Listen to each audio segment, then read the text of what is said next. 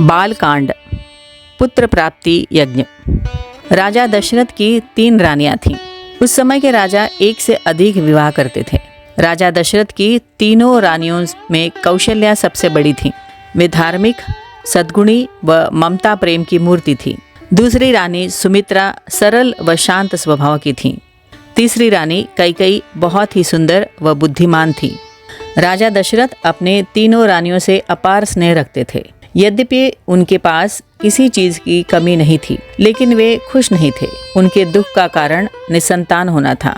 राजा दशरथ ने संतान प्राप्ति हेतु महर्षि वशिष्ठ की देखरेख में एक यज्ञ करवाया। राजा दशरथ के यज्ञ से प्रसन्न होकर भगवान विष्णु ने उन्हें दर्शन दिए। राजा दशरथ ने अपने दोनों हाथ जोड़कर विनती की, हे प्रभु, मैं निसंतान हूँ। मेरी इच्छा है कि आप पुत्र रूप में मेरे घर जन्म लें। भगवान विष्णु ने उनकी प्रार्थना स्वीकार कर ली।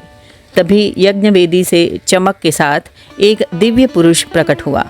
उसने राजा दशरथ की तरफ खीर का कटोरा बढ़ाते हुए कहा, राजन, आप ये खीर अपने तीनों रानियों को खिला दीजिए। शीघ्र ही आपके घर शिशुओं की किलकारियां गूंजेंगी। राजा दशरथ ने खीर का कटोरा लेकर दिव्य पुरुष को प्रणाम किया। अब उन्हें पूर्ण आशा थी कि उन्हें संतान सुख अवश्य प्राप्त होगा।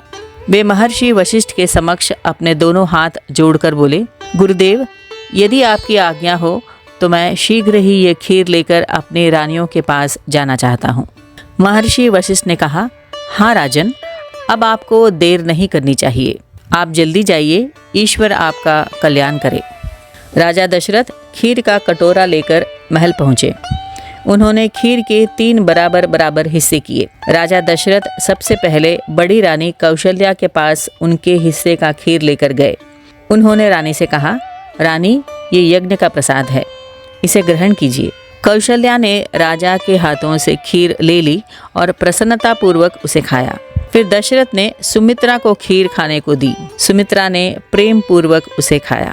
अंततः राजा कैकेयी के हिस्से की खीर लेकर अपने कमरे में गए।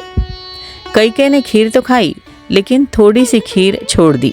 अतः राजा ने बची हुई खीर पुनः सुमित्रा को दी। सुमित्रा ने खीर खा ली।